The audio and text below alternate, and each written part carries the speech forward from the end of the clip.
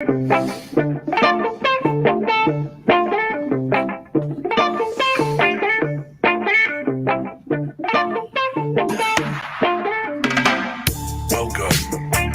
to Overgrown Farms, live and direct with your hosts, JR Reedon, Just Dank, and none other than Marley Bob. Let's smoke, get high, talk about growing, blaze it up.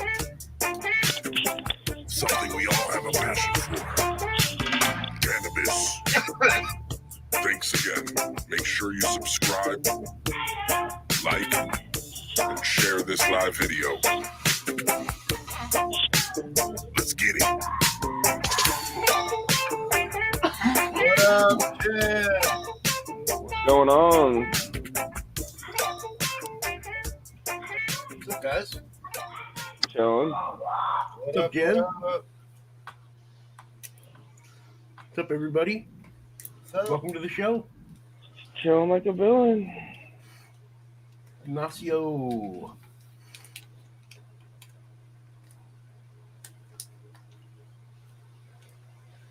Take a second to set up here.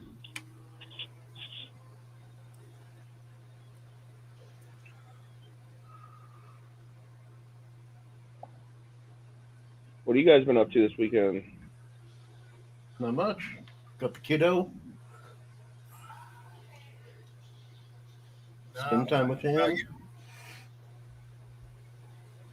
I'm so high, I just try to rub my eye through my glasses. Nice. Yeah.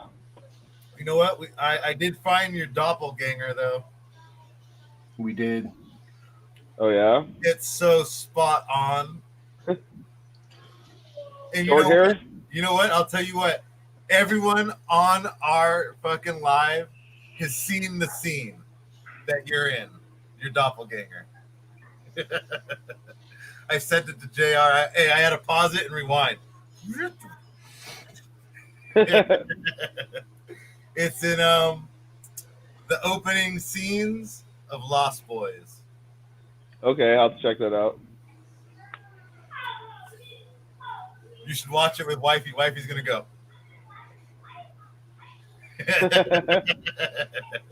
Right?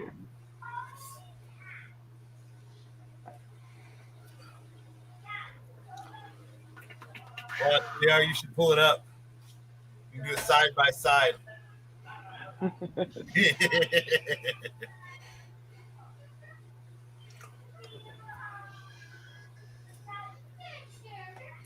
You have the pick? Oh, you want me to pull the pick up? I Yeah, thought pull I it sent up. it to you. I don't have my phone. It'd be on my phone. What did I send it on? JR or the other? I don't know. I'm not sure. I think it's on the other.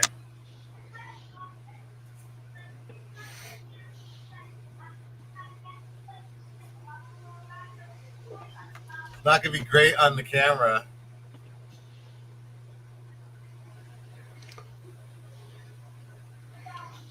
Yeah, I'll have to check out the movie.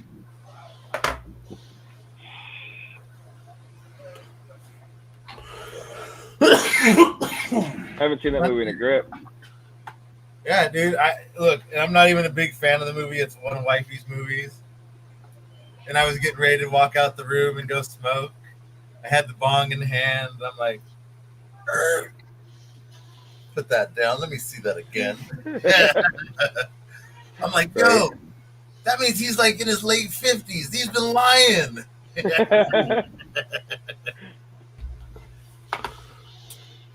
Get my $20 royalty checks from that movie. I had a teacher when I was going to school in Tucson. He was one of the people in the background at like the unemployment office or some fucking place in fucking Cheech and Chong. Oh, okay. And so every time that movie aired on TV anywhere, he'd just get a check in the mail for like $20. Wow. Yeah. I had a friend in high school. Her mom was in one scene in Greece, right? And it's when they're doing the dance off. She's not even dancing. she's just in the bleachers doing the hand. But every month she would get like a $25 check. Sometimes it'd be a little more, a little less, depending on what month it was. And I was like, Right? what? I'm like, that's crazy. She goes, yeah, for the rest of my mom's life, she'll always get that. It's awesome. That's It's awesome. So, pros and cons. Indoor, outdoor. Indoor versus outdoor. No holds barred. Oh, that is Oh, that's my number. I'll jump back on in a little bit, you guys. Okay, a cool. great topic for the day.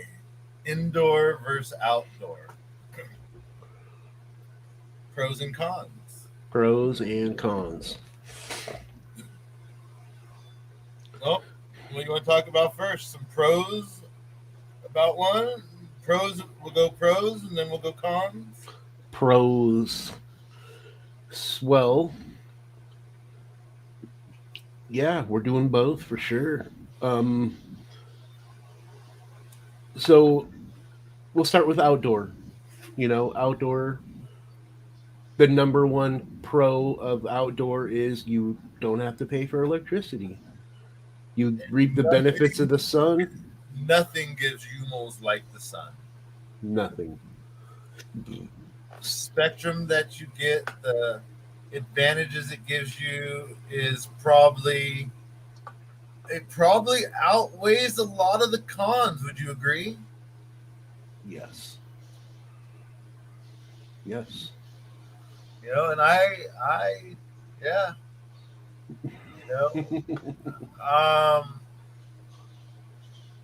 I'll be interested to see what this upcoming outdoor season looks like here in Arizona. I'll be attempting one this year.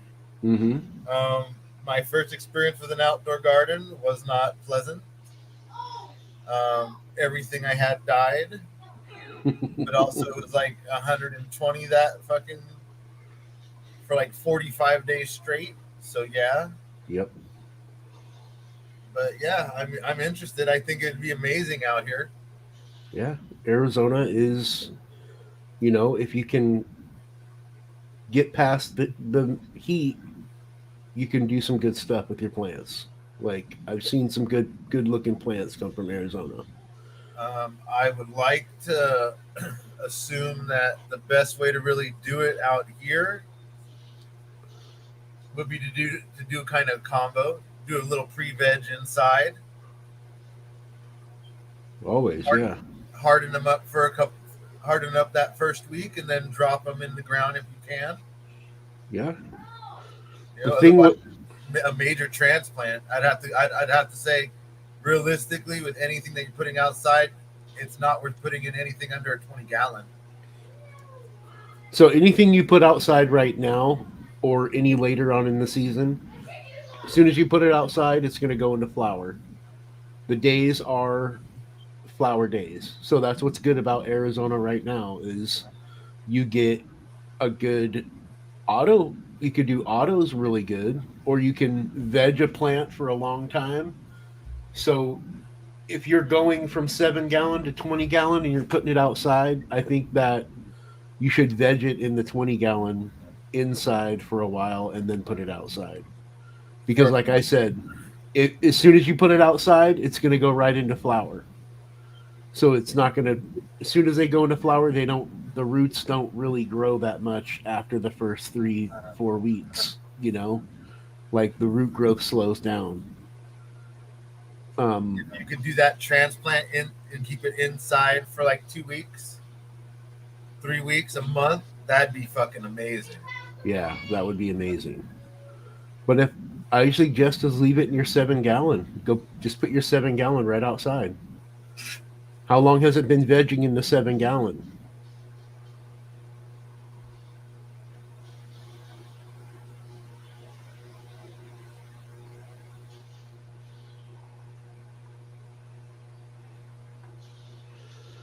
You could put a light on it outdoors if you had a good spot. August 1st. It's just over 2 months.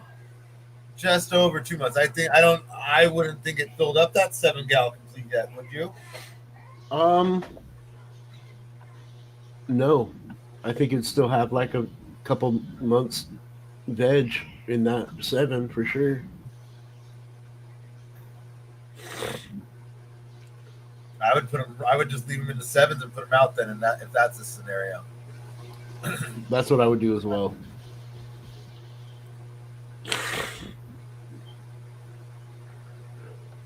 Okay.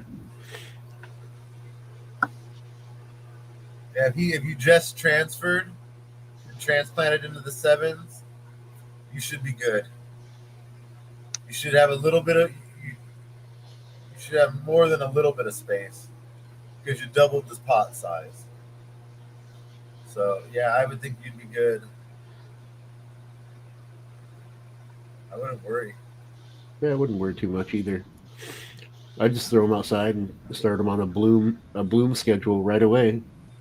First day you put them outside, that's first day of flower. That's how I would look at it.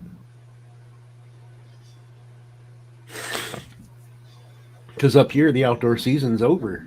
You know, there's a couple more weeks left into October, but pretty much it's raining.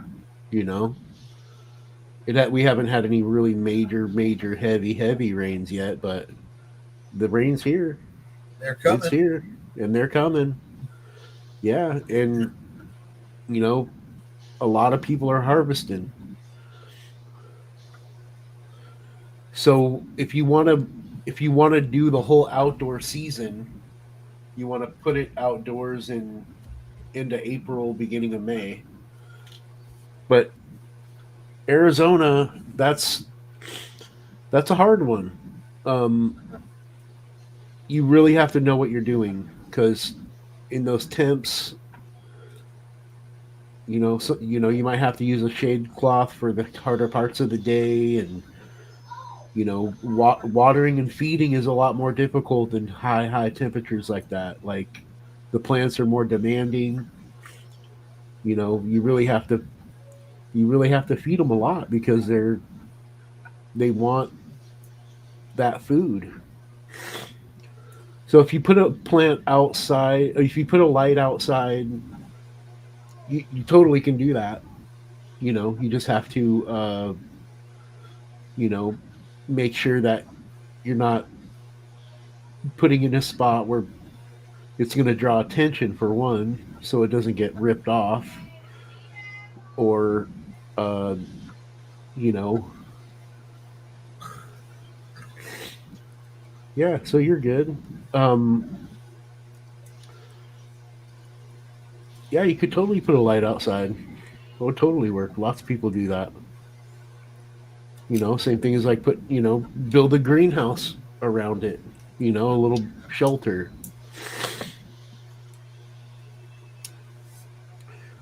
Something you can, open up and pull it out during the day and then stick it in there and then when the sun goes down. Like it's crazy. My back patio, I have a plant, and remember I showed you those lights the other night, Rick? Those bright lights on the other side of my fence?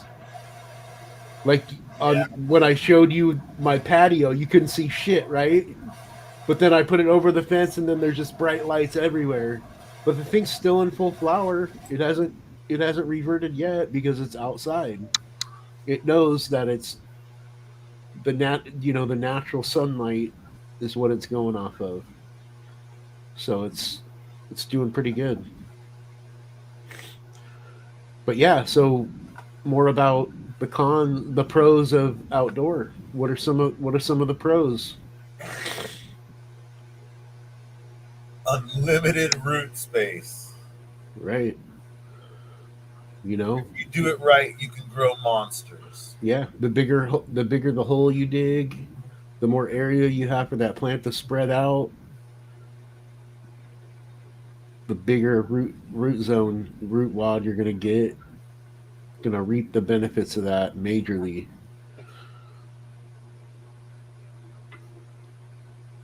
You know, another thing is you benefit from all the nutrients in the earth if you're using the natural earth.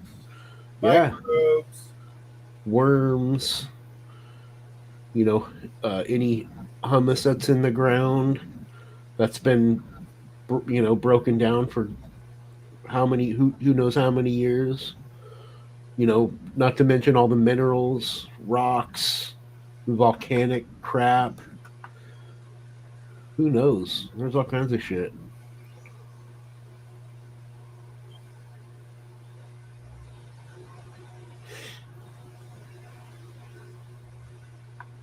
What else?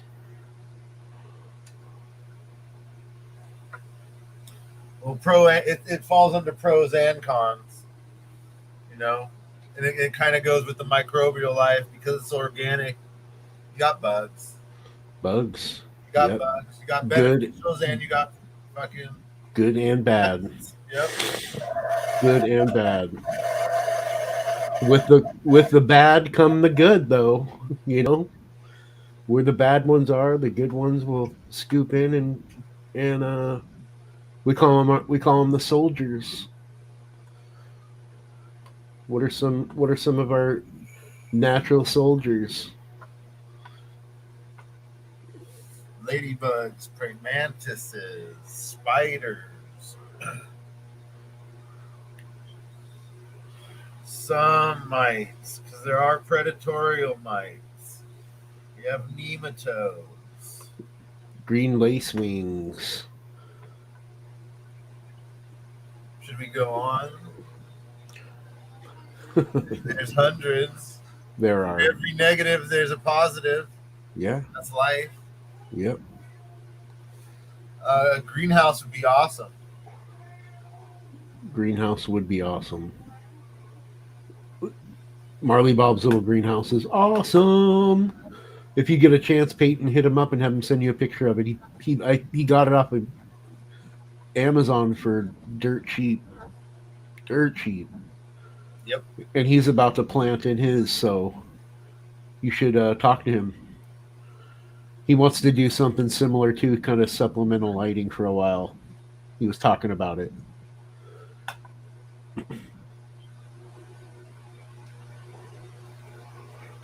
Some of the cons of growing outdoors.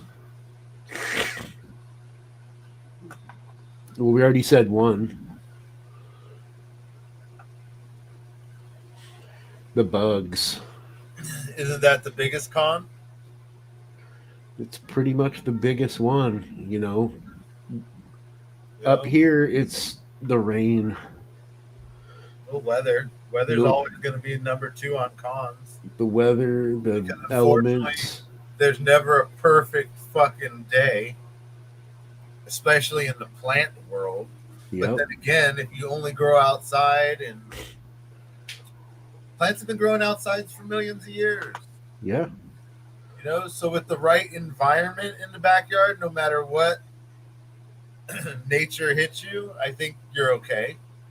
Yeah. One thing that I've had to deal with every single year, and I have not gotten away from it at all, is botrytis. Up here in the Northwest, there's a certain point if you just can't avoid it.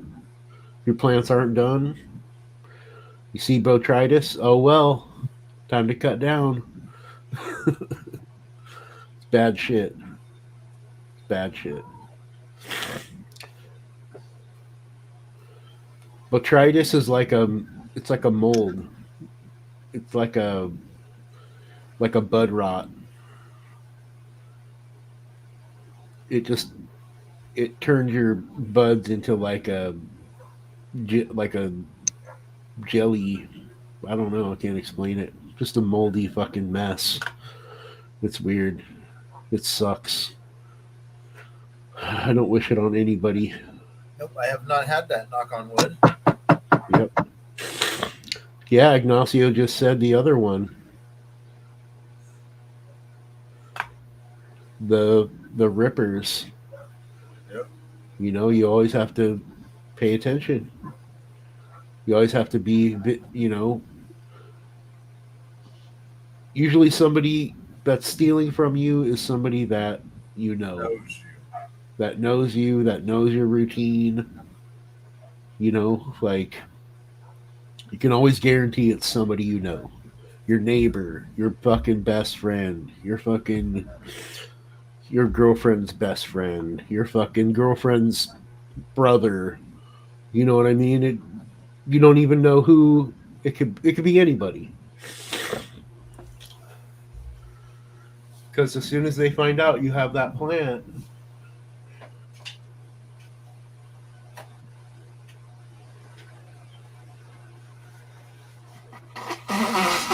Growing is kind of like Fight Club. First Yeah. rule of growing, you don't talk about your plants.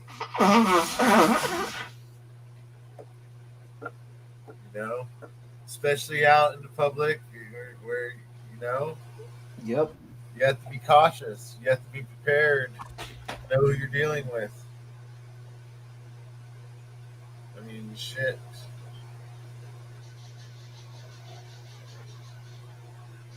That's always the outside fear.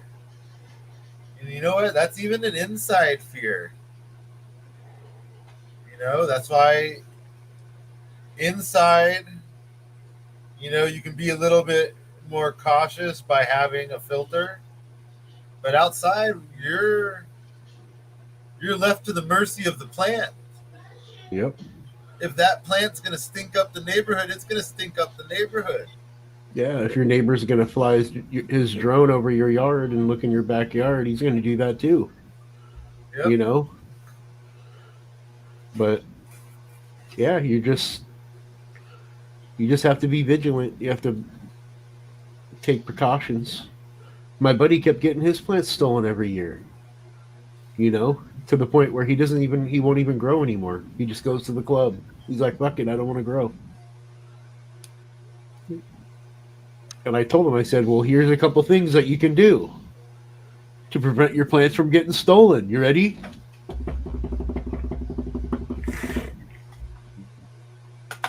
Number one is don't plant your plants in a pot that somebody can frickin' grab and run off with. And put it, and if you do that, build a trellis around it. Put it behind a fence. Make it hard for them. What I did was I would dig around my plant a hole, and then I'd put fencing. And I'd put that fencing about, 8 to 12 inches under the ground. And then I'd train my plants in that fencing. But that fencing was in the dirt. You couldn't rip it up. Couldn't pull it out. And, if somebody was going to go, they couldn't just go and take a pair of trimmers and go cut the, take the plant. It was all trained in that fencing that was stuck in the ground. Yep.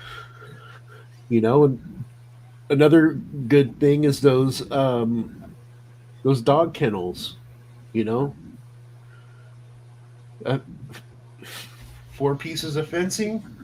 It's about a 8x8 area or 6x6 or however big. Enough for about 4 to 8 plants or whatever.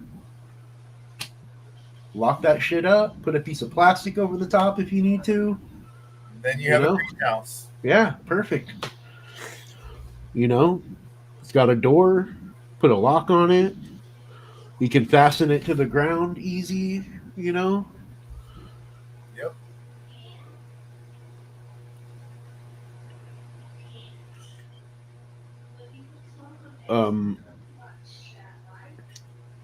So indoor. Pros of growing indoor. There's Scotty again. What's up, Scotty?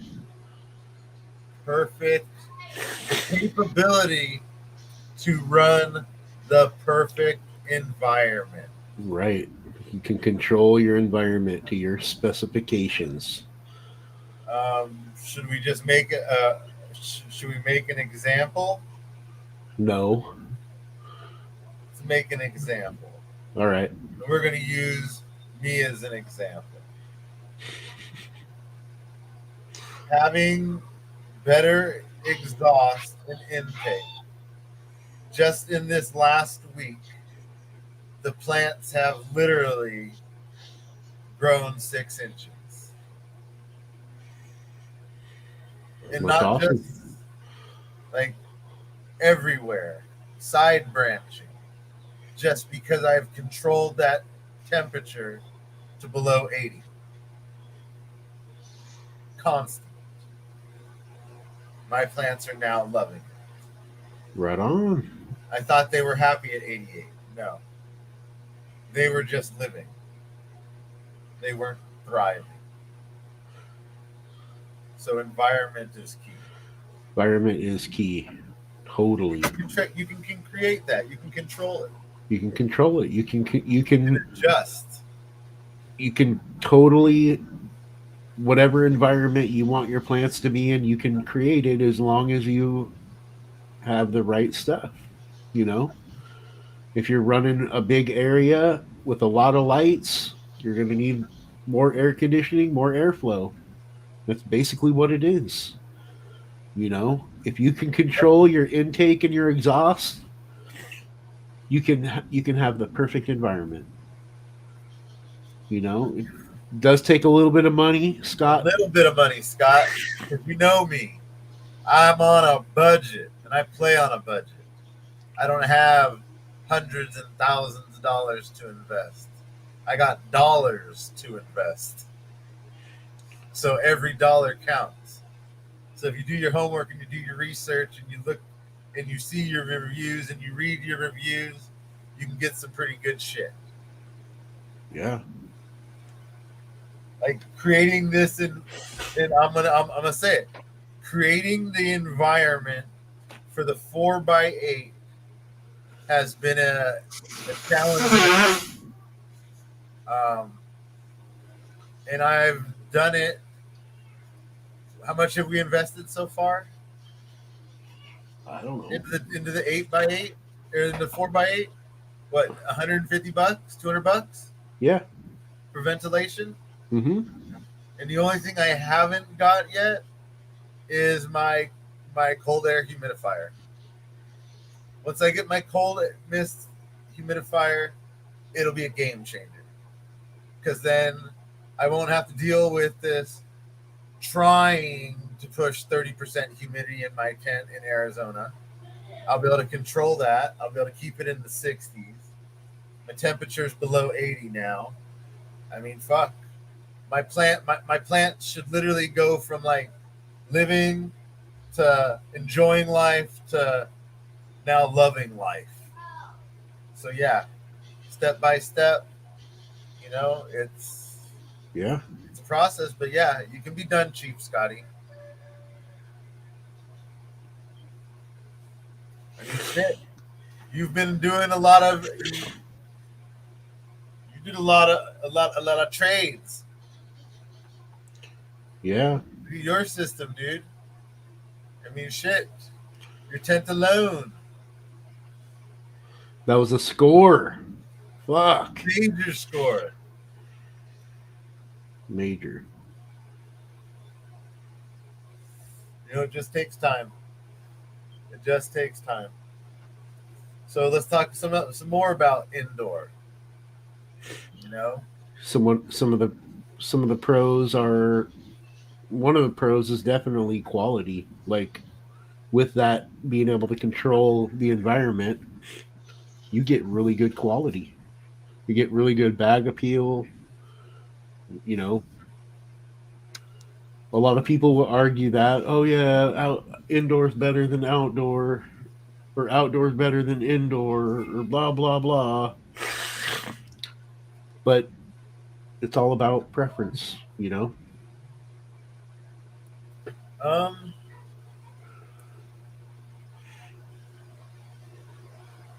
Now, what is that preference on? Is that preference on the grower or preference on the smoker that you're talking? Well, it's a little bit of both. You know, a lot of people like their earthy outdoor buds. You know, Because in my opinion, I think this. if the benefit of growing indoors is anyone can grow indoors. That's the biggest pro, right? Yeah. Anybody can grow indoors. Not everybody has the capability to grow outdoors, Right. right? So that I would think that would be the major factor, right? Right. Quality. You know what? I'm gonna I'm gonna disagree. I'll say consistency maybe from harvest to harvest, but that Okay. goes along with everything else we've been saying with weather, environment. You know, exactly. Indoors, you get to be God. You know, but it is damn hard to replicate God. All right, and I'll be the Yes. first to say that because what I've thought have been really good runs, I'm learning they've just been better runs than the last run. I really haven't had that amazing run yet where I'm like, yo, I don't even want to smoke. I just want to like walk around and show people, yo, this is what I grew. Yeah. You know, maybe dip it in fucking epoxy so it stays like that forever. You know? But yeah, you do get full control. You do get to kind of play God. But like I said, that's hard to do, and it definitely takes time, and it's the hard and look here. I think the hard thing about indoors is kind of the cons is if you're running multiple strains, you have to be a little bit more attentive to each plant, right? Yes. Because you're feeding directly the plant. Yes. Outdoors, because it's organic, you're not feeding so much the plant. You're doing organic, so you're feeding the soil. Right. The soil is taking care of each plant in its own way, right? Right. So yeah, indoors great. One run, one variety of plants. You know, that's great. Yes, cat and dog hair, but outside is everything else that sticks to it. Yep. That Anything goes floating both around in the ways. air. That goes both ways, indoor and outdoor, Yep. and especially depending on what strain you're growing. Because some strains, it doesn't matter what. If it can stick to it, it will, and it will find a way to stick to it. Oh yeah. Even if you have a sealed system, Uh-huh. just you opening it and going in, things stick to it. Yep.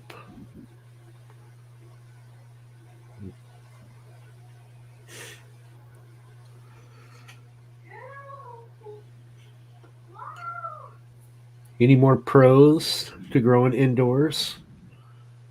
You you know, like you said, you get to play God. You get to control the Yeah, but you're breaking everything. up. You're getting all funky.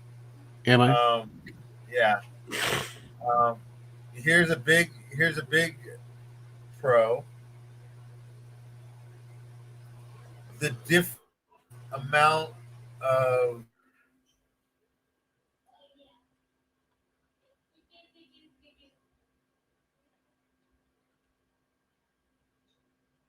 Where'd he go?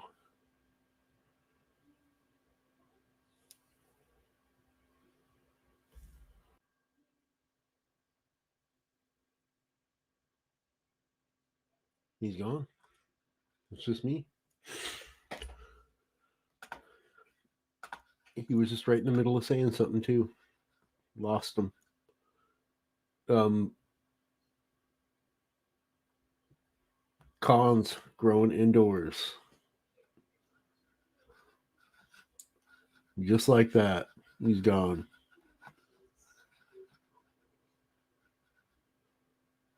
He'll be back. Yeah, so cons of growing indoors. Or yeah, we'll do cons now. Going solo. Yes. Yeah, we can dab. We can dab and wait for him. Let's do it. No, we can't. I can't.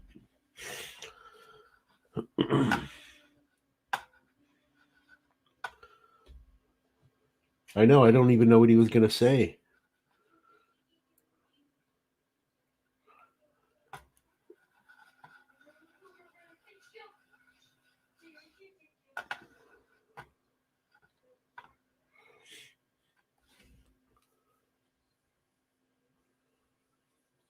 We can do cons now. Well, no, we'll wait for him. What is everybody smoking on? What are you guys smoking on there?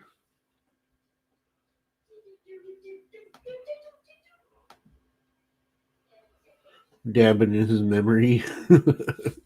He just freaking evaporated the thin air. He's gone.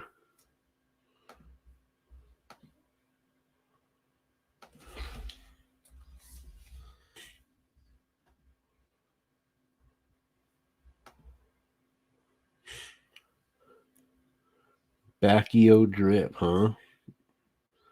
Oh yeah, Scotty still got that praline. How was that praline? Gucci OG. Ooh, sounds expensive.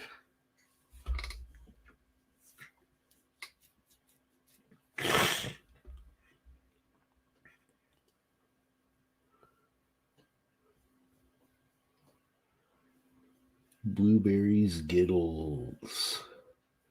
Mmm. Yum. I think what happened to me happened to Rick. He had a whole major malfunction with his modem. His modem shut down or something. I haven't made anything with the hops. I have one of my whole racks on my drying rack is full of hops drying, and then I have more to harvest. The smaller ones I left outside to plumping up, and they've gotten way bigger. So I'm gonna wait till the next sunny day, and I'm gonna harvest them, and hopefully make some beer with them. I was thinking about doing a half hops, half cannabis infusion with them. Maybe like uh, an ISO or quick wash or something, just to see what happens. The hops, there are tons of oils in them. The lupulin is just, you touch them, you play with them at all, and it's all over your fingers. It's lovely, super fragrant, super awesome. But yeah, hops is, it's not necessarily what gets you drunk in the beer. The alcohol gets you drunk, but hops is like the flavor profile of the beer. It's the essence, what you taste. And with growing this version of hops, it's Mount Hood hops, the strain. Now I know what beers are made with that, because you can smell it. It smells just like some of the IPAs that you get around here. Real popular beers. Pretty awesome.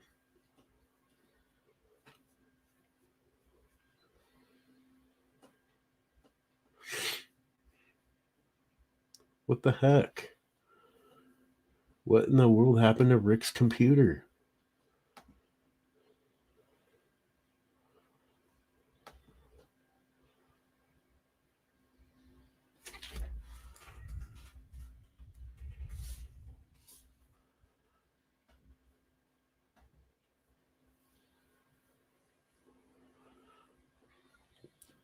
Mango IPA. I like sour beers.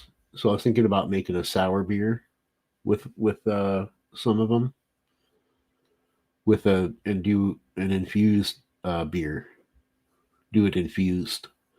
So when I do my when I hop it, I'll put the wheat in there then at the same time.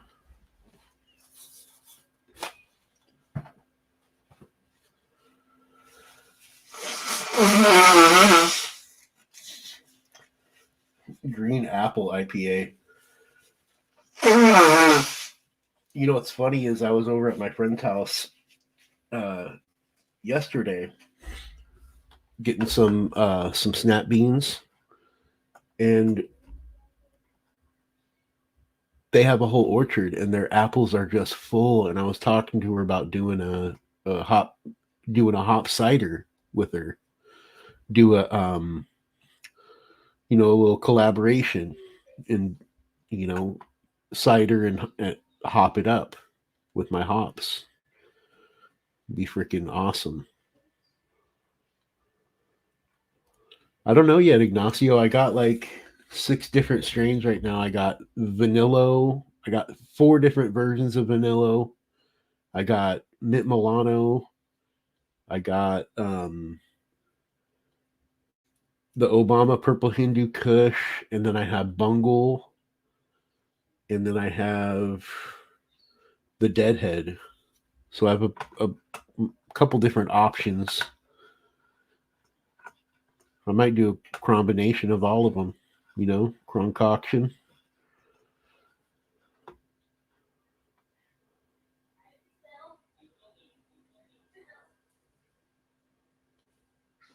Oh yeah, mason jar over the apple. Yep.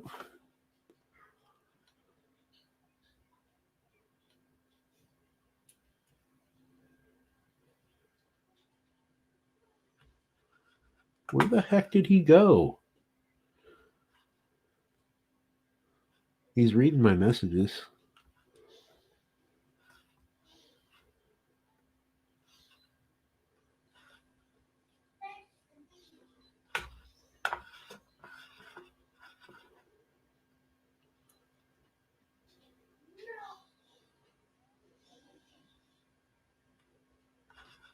What in the world?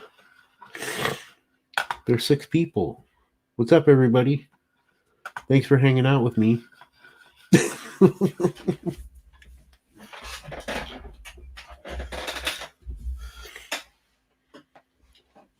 if we can get him on the horn here.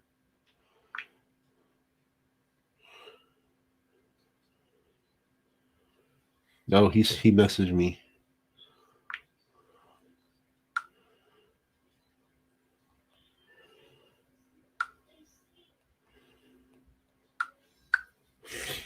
The Cardinals did beat frickin' the Rams? No way. Awesome. That's badass.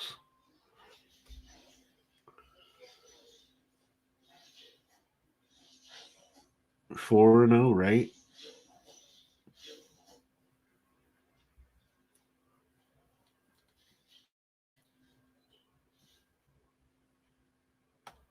Rick says he's going to the Cardinals.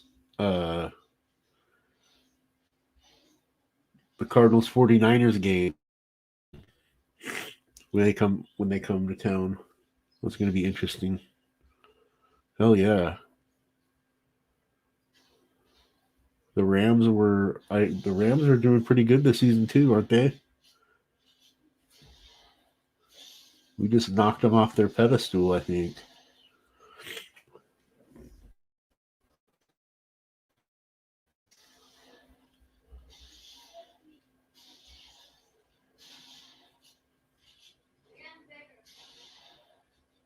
Even my signal's doing some weird shit right now. Okay, it just went back up.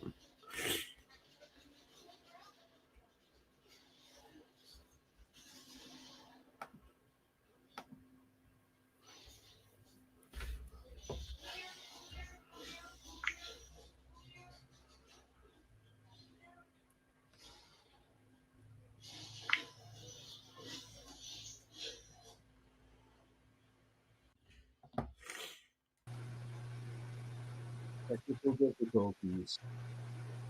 There we are. Yes, I did see those pictures of that banana kush.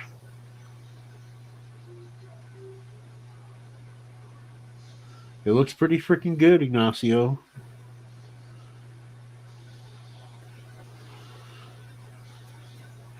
I'll give you my address. You can send me some. I'm just playing.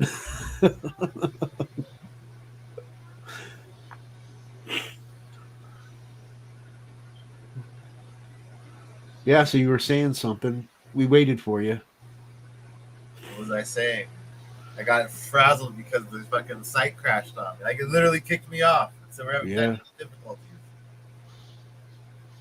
What were we saying? You were like, "Oh, another important a pro," and then bling, you're gone. Oh yeah, well think about it. Indoor, you have more options to grow in, more variety of styles. Yeah, You really can't do a proper hydroponic outdoor. You can do aquaponics, yeah, but hydroponics for weed is kind of hard outdoors. yeah. You can do it. You can do it, but it's a little bit more difficult. You gotta keep your water cool. You got to keep your Hard to do water cool. outside, Yes. especially here in AZ. Oh yeah, that's one thing. That's really tough. They need that certain specific temperature for uptake. Have to have that root zone in that specific temperature. Who was talking about the Cardinals? Oh, Andrew Reed. We're my 2-2 is gonna be 3-2 next week. Why they're gonna beat the Cardinals? Yep, we're gonna make the first dent. Yeah, right. Make the first dent. The Cardinals are too good this season. You know what? I don't want to hear that. That means I'm gonna be 2-3. I have to have hope. Right? Have faith in my team. Sporting the jersey, I'm gonna give them that extra little oomph that they need.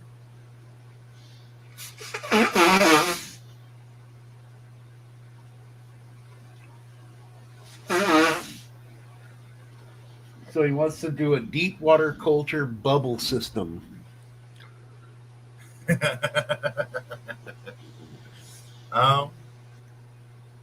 So do I. So do Me I. too. It's expensive to do it proper and to do it right. One of the things we were just talking about is temperatures. If you don't have your plants at the right temperature, that water temperature perfect, it uh, fucks with your uptake. Your plant will uptake right. The perfect example of perfect environment for a deep water culture, if you look on the site, is Brandon's pictures. And it was not that it was definitely on the pricey side, just with the deep water, recirculating deep water culture. You're doing just the bubble bucket. That's a little bit easier. I don't know how easy it's going to be to keep the water cool. That's another story. I mean, it can be done. I have a friend. There's cheater ways to do it. Yeah. Yeah. Like the water bottle method. After a certain point, though, you're not going to be able to get that water bottle in and out. True. That's true. Very true. A chiller is a really good thing to have. That comes into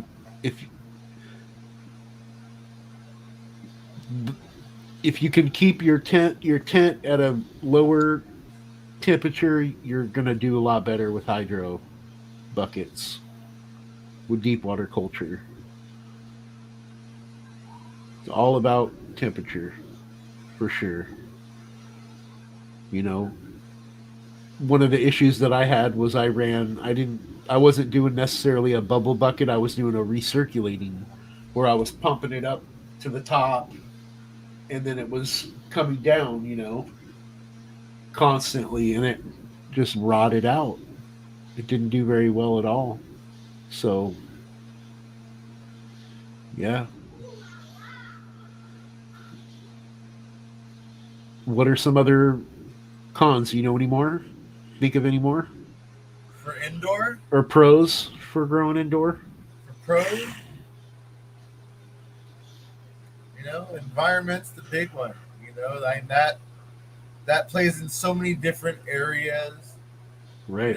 Bag appeal, everything. Right. You get to create so much more indoor because you get to do play the God aspect. Right. But a nasty pro for indoors is bugs. A con, you mean? Yeah, the nasty. I think that's got to be the worst con for indoors. It's it's definitely harder to get rid of bugs indoors than it Once is you outdoors. once you get them there, I mean, you literally have to take down everything and start from scratch. Sometimes, yeah. There's no. Well, ladybugs are pro dick. Ladybugs are a pro.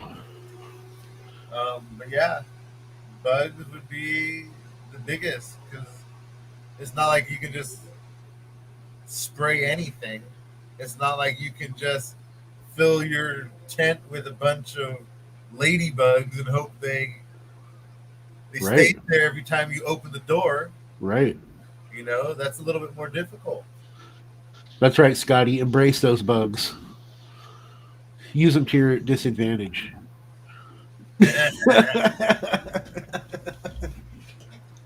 Told you the best trick. The hose on the vacuum with the little nylon on the front. Just That's what I told him. I said, get a vacuum. That's the the best thing you can get for spider mites. Vacuum those fuckers off. yep. You'll even get a lot of that web up. Yep. Definitely do it before harvest and not after. Yes. Get in there with your little bug suit on, little vacuum. Mm-hmm.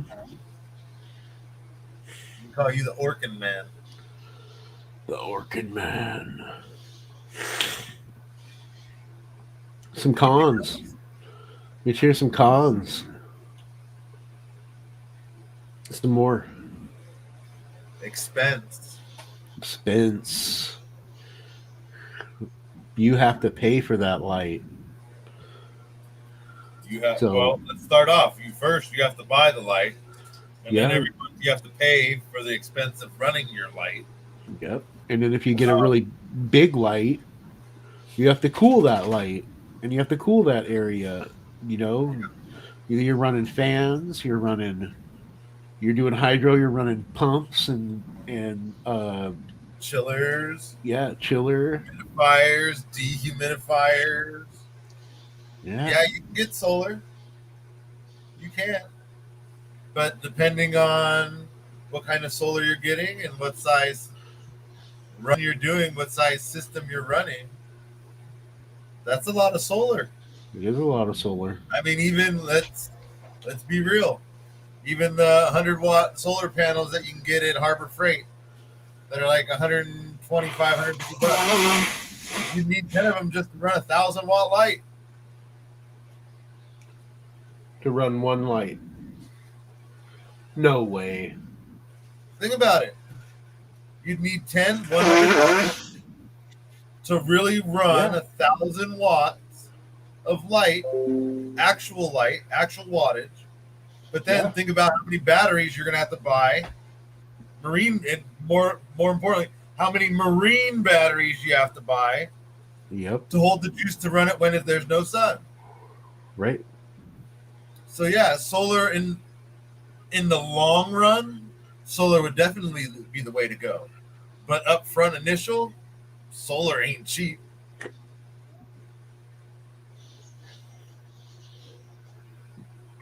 Nope. It's not.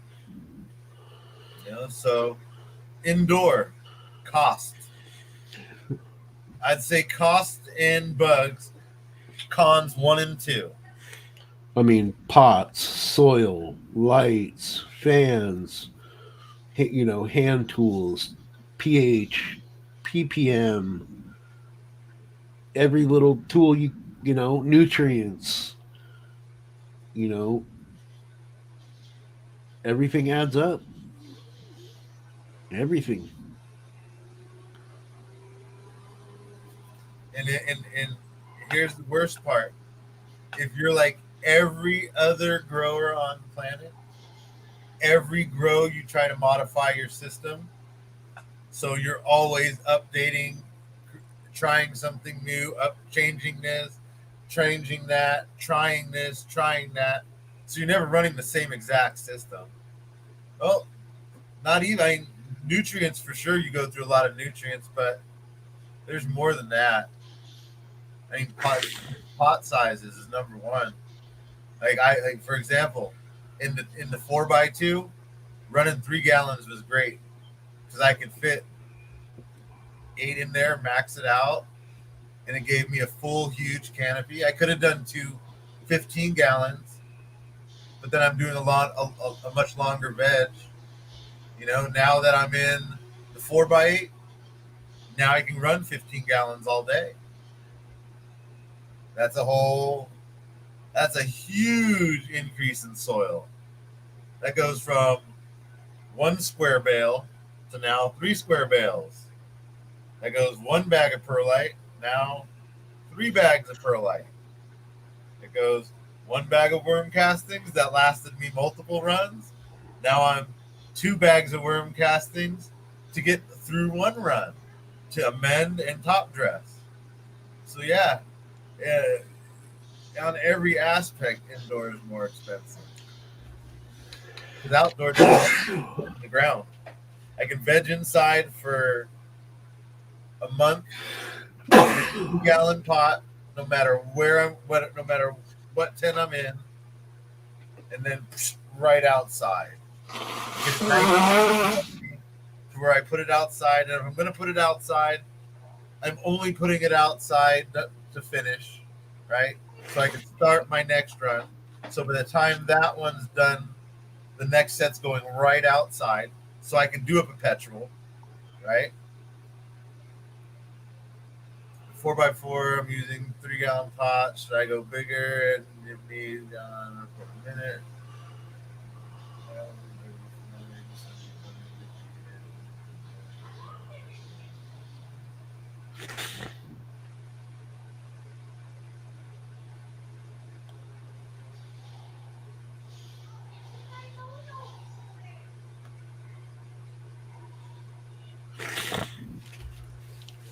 How do you respond to that?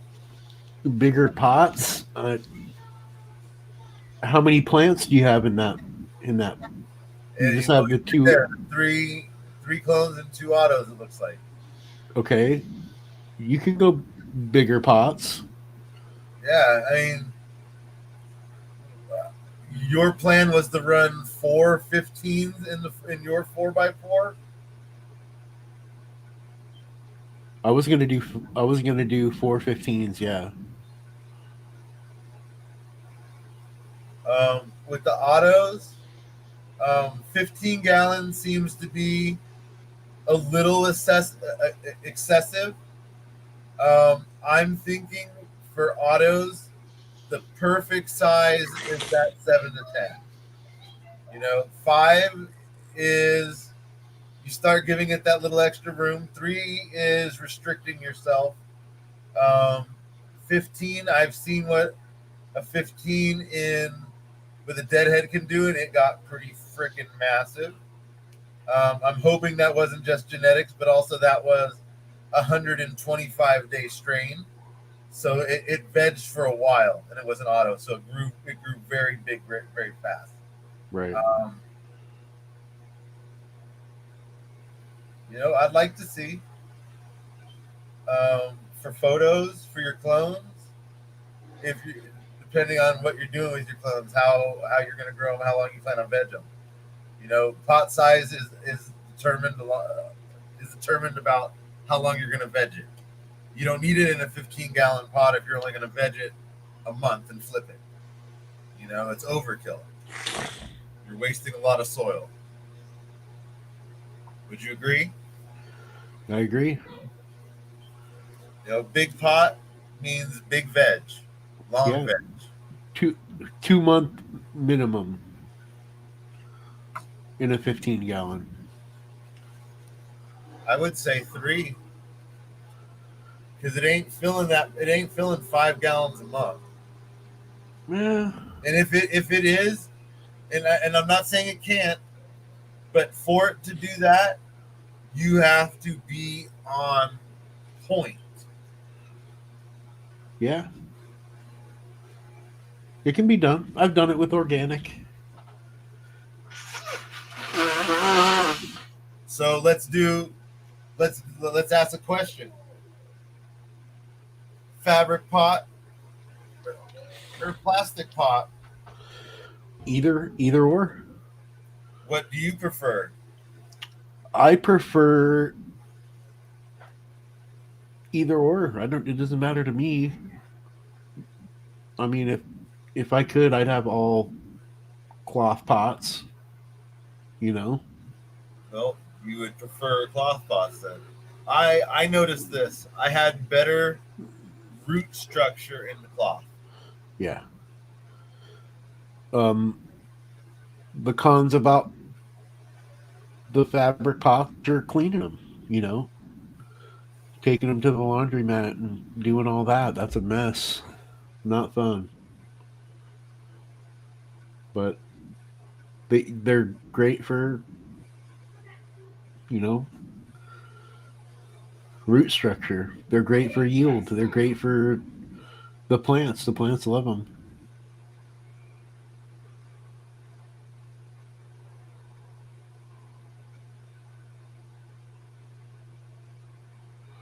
Yeah, with plastic, you know, you do get root bound quicker. With cloth, you don't really see you get your money's worth with them. You know, you can keep. You don't get root bound. You drain better. You don't have to worry so much about root rot. Yeah, You know, there are major pros with fabric pots. Um, I just like the fact that the way they drain from everywhere. yeah, So you know your water is going everywhere, your nutrients is going everywhere, and it's easier for whatever to come out to go right back in once it's in your dish. yeah. It just goes right back into the cloth. That's my and the soil that didn't get any. It redistributes into it. So yeah, Now, do you use cloth pots outside? I have. Yeah, I have 100-gallon smart pot. Because the downside with that is, depending on when you put it outside and how big it gets, it goes right through. It will. It will grow right into the ground. You know, then essentially that bag is really just 100 gallons of above soil, above ground. Pretty much. It's Yeah. not really a pot anymore. It's just a Nope. hill that you're growing in. Right. It's a trip. But yeah, that's pretty much what happens.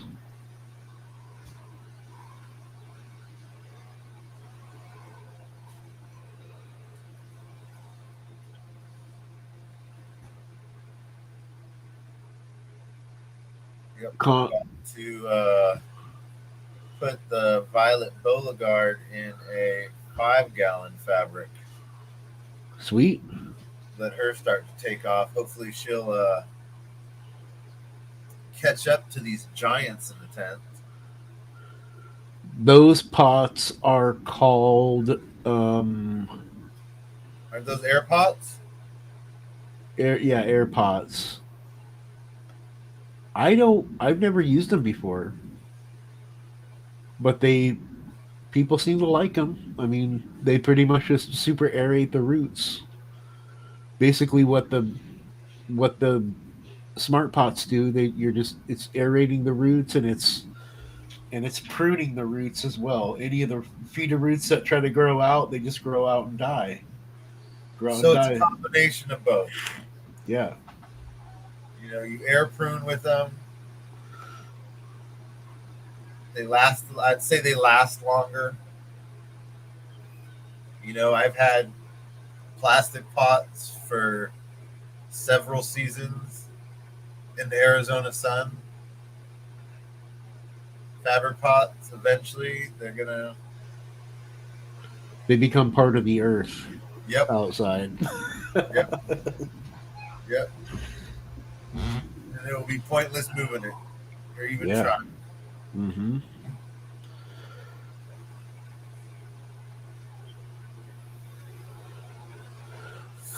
Some more cons. Fabric pots, you can get them in pretty good deals on Amazon, Scott.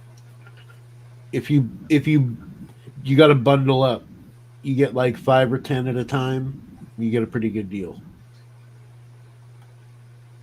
You can get I think it's the 12 pack or 15 pack of the 7 gals, which would be perfect for your tent because you'd max your 1/2 out.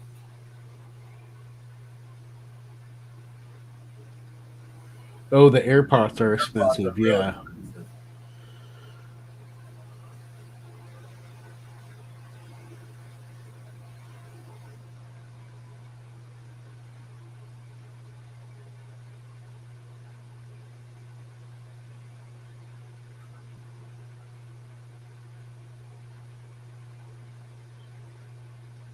Well, I have to check out the hydro shop because my local nursery wanted $7 for 3 gals, and they were just all I needed was two. And there was no way I was spending $14 on 2 pots. Right? Screw that. That's way too much.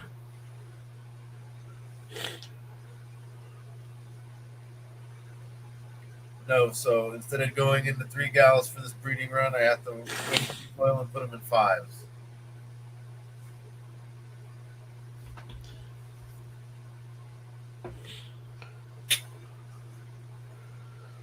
You think of any more cons growing indoors?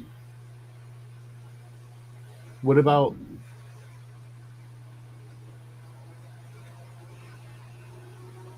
smell? Well, that's a con either way, outdoors and indoors. If it smells, it smells. At least indoor, depending where you're at, right? Because if you're Yeah. growing in an apartment and your neighbor's right on top of you, and his window's next to yours, and you're growing in your bedroom, your neighbor's gonna smell your dank. Yeah. And especially if you're growing the fire and it's loud, then yeah, your whole complex knows someone's growing. And if they're a pothead, they got a good nose. That nose will lead them right to your door. Mm-hmm. They will become very good friends with you, Yes. right? Very, very quick. Outdoor, you at least get a little bit of coverage because it could be loud weed's loud weed. Right. Loud weed smells, and it smells not just in your backyard. It smells for several backyards. It can Yes. smell on the whole block. Really loud weed. Mm-hmm. So outside, you kind of got a little bit more of a buffer zone for someone to know where you are. Indoor, it's a little bit more confining, but that's why they created Australian virgin carbon air filters, right? Yep. Exactly.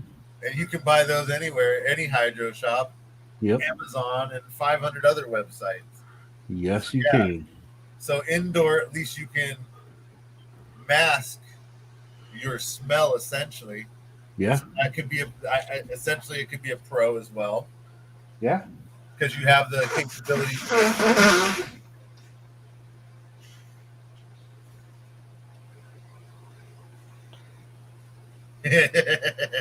Oh shit.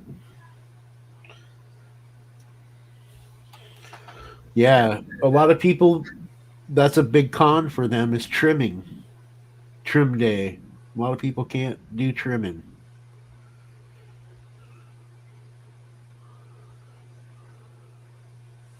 Filters aren't that expensive. They're not that bad. What trimmers? No filters. I got what we pay for mine? 45. Yeah, That's I how much paid it was? 45. Yeah. That's not too bad. I picked and I got a 6 inch, 18 inch.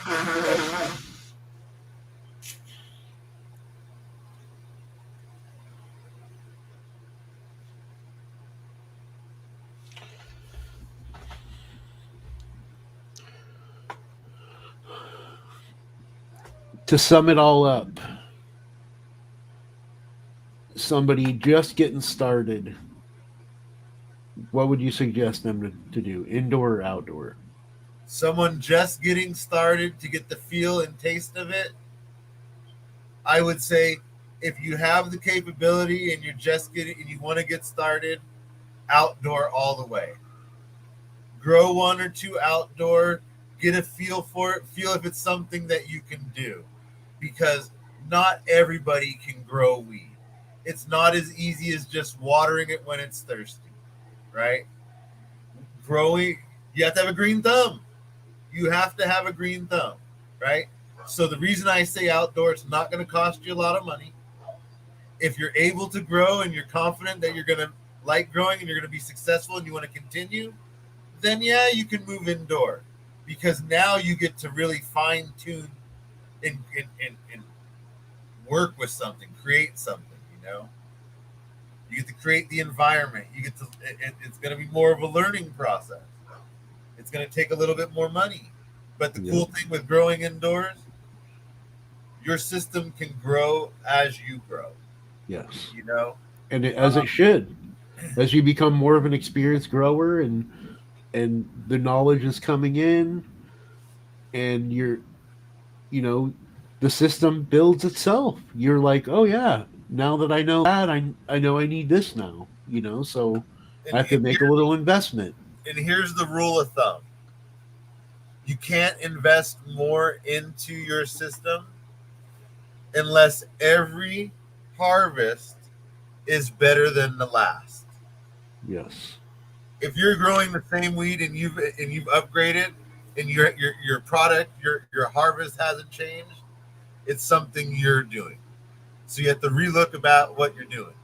You know, that's why I say outdoor is a great way to start because it's a way to learn the plant. Mm-hmm. You know, anyone can grow outdoors as long as you got a space to do it. Yep. But that's the same with indoors. You have to have the space to grow indoors. If you're in a single, you can't put more than just a 2x2, you know? Or if you're in a you know, space is everything. Yes. So if you have the capability to grow outdoors, I always say try outdoors. Yeah. You know, I went indoors because my regular garden completely died with that heat wave. And the only thing that didn't die were the plants, but they were in such bad shape that I had to bring them inside. I had to get lights. And that's why I'm inside. Yeah. You know, I was not prepared for the devil's anus, which we call Arizona, because this bitch gets hot. Yeah, I mean, if you're growing in Arizona, you probably want to start out indoor, unless you're growing in the spring or the fall. You definitely want to. I would try indoor first, but that's a little bit more of an investment. I guess it's all. I guess that varies. That's going to vary from opinion on where you started growing. I guess, yeah. You know, because for me, I started in Southern California, in the San Fernando Valley, right, where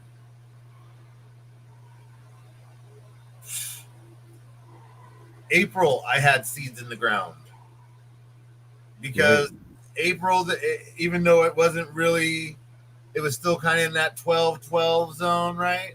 Uh-huh. We haven't hit really full on spring yet. I got all those April showers. So I got all the benefits of the fucking rain. So I had big, healthy plants. So by the time June came, they were going into the ground. So I had monsters. Right. You know, that's why I would say outside, because that's how I learned, was outside. It didn't cost me a lot. Right. Learning to grow inside has cost me a lot of money. Right. Because I had to take my outdoor knowledge and then modify it to work here. Mm-hmm. You know, so it's It's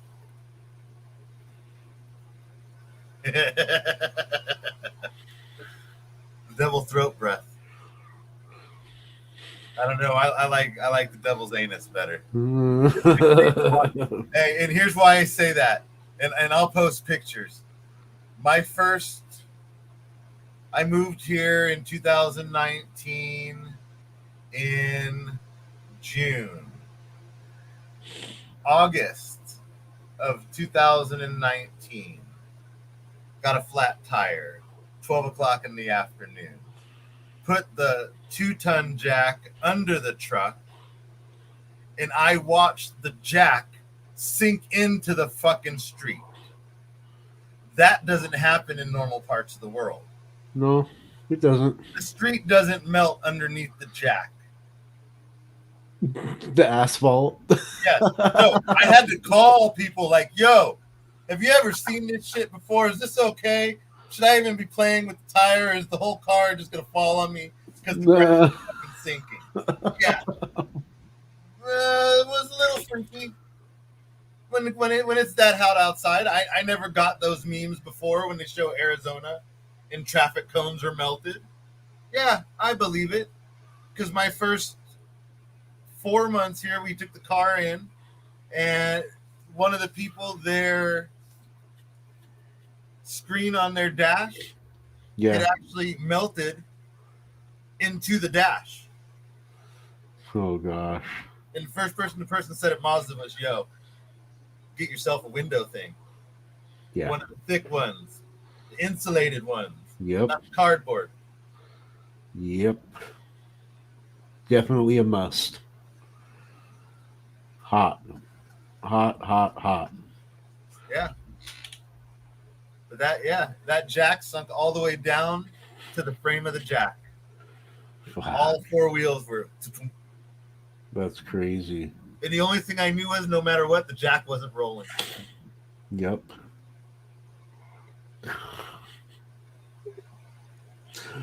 Oh. But think about it. To really jack up the car, you need that extra 1.5 inches. Oh, yeah. Definitely.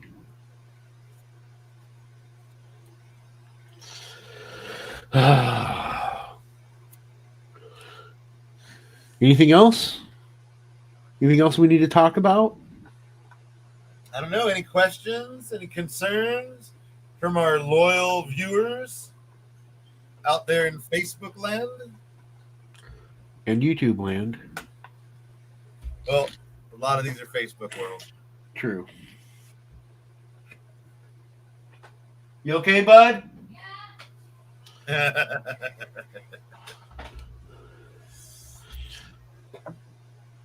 Yeah, I would assume you need one of the old school jacks. Yeah. When you have to latch on the little fucking piece to. Yep.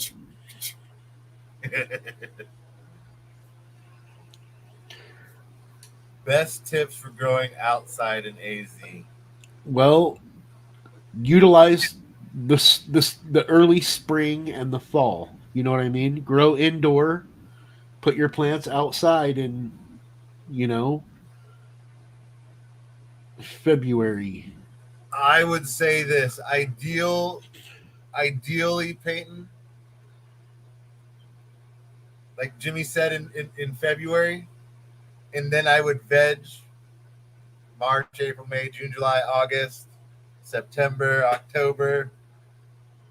Veg out some fucking monsters and then drop them out in fall.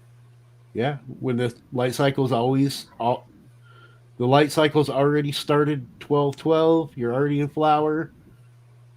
Throw them outside. First day of flower. In the summertime, unless you're really, really dialed in. You have to be a really good grower. Area has to be dialed in. You have to have the environment. That means you have to have some kind of shade, whether it be a greenhouse with a shader on top, whether it be a nice amount of trees in the area to where you can get not 100% sun, where you get some partial sun. My opinion, trees in backyards are a definite benefit for growing because it brings you microenvironments. It brings you that extra humidity and moisture. Yeah. You know, if you got fucking a pool in your backyard, that's a double bonus because as that fucking evaporates off, that brings that little microclimate and humidity.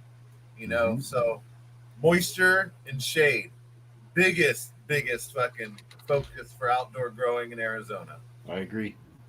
Because even right now, what was it today? It was still well in the 90s today. When your plants are overheated, when they're not in that optimum zone, that 72 to 80 degrees, anything over 80 degrees, they're uptaking mass nutrients to help with the heat. You know what I mean? So you have to feed them more, you have to water them more, they're more demanding. They're uptaking 2-3 times as much food. So you have to take that into consideration too. Yeah. And I probably said that already, but if it sounds like you got it a good spot. It sounds like it's a good spot. You know, the big thing is that dead of the heat sun here. You know, that dead heat sun, and everyone knows what I'm talking about. It's that point of the day when you walk outside and you're just like, fuck, why'd I walk outside? You know, that's the part of the day where you want to be in the car with the air conditioner on, or you want to be inside with the air conditioner on. That 20 feet from your car to the front door, that's the most miserable 20 feet of the day. right. Mm-hmm.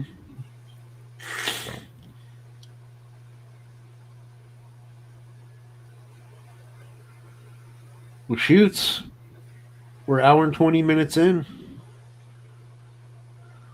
Yeah. We didn't realize we were that far in. Well, yeah, I had a good 10-minute hiatus. Right. Yeah, that shit just booted me off, dude. Like literally. Lame. I thought it booted you off too. That's why it went. That's why you were getting all. Right. I thought so too. I thought it was mine at first too, and then I was still seeing the timer, and I was seeing people comment. So I was like, "Oh yeah, I'm still here." Yeah, I tried to log back in, and it just went. Like I froze. My whole screen froze. I had to restart.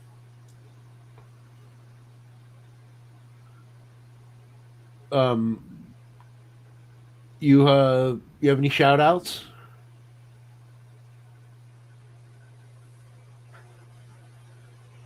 Yeah, let's give a shout out to Scotty B. You know, the producer, the music man. Let's give a shout out to Larry at All Per Plus, you know, providing us with amazing foliar spray, you know, beneficial in every aspect. Let's give a shout out to Fate, coming up with the third song here soon. That'll be the third track of the Overgrown's EP. Marley Bob, you know. Marley Bob. Who else? Let's give a shout out to our viewers, you know, our faithfuls, Scotty B. Prescription Jen, Blend. Prescription Blend. Chef Turtle. Go. Dad, Redhead in the I back. didn't get to see my friends. Okay, go. We'll talk about it in a minute.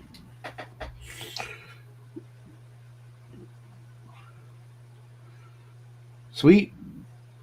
Anything else?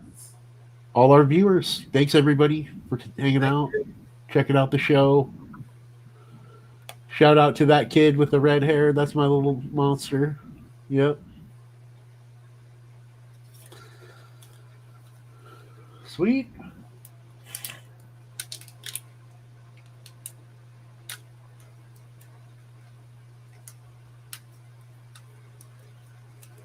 Let's take one of this dab of the Big Mac to go out with. Yeah. I'll make sure it's a nice size one for you as well. Thank you. Thank you. Here. That's a little too big, I think. Too big, yes. Ooh, I like that. Look at that. It's stable as fuck. Snap, crackle, and pop. I like it. Not quite shattered. Not quite. No, it's snappy, not shatter. Thanks for tuning in. We want to thank you again for staying with us through the whole live. Stay tuned for next week's episodes every Tuesday and every Sunday, 6 p.m. Pacific Standard Time. Until then, definitely want you to do one thing. That's stay faded. Overgrown Farms family, keep posting those questions. Keep growing. Technical Stay difficult. medicated. We out. IT's fired. Get rid of him. So next time, people, say hi. Thanks, everybody. Thanks for hanging out with us.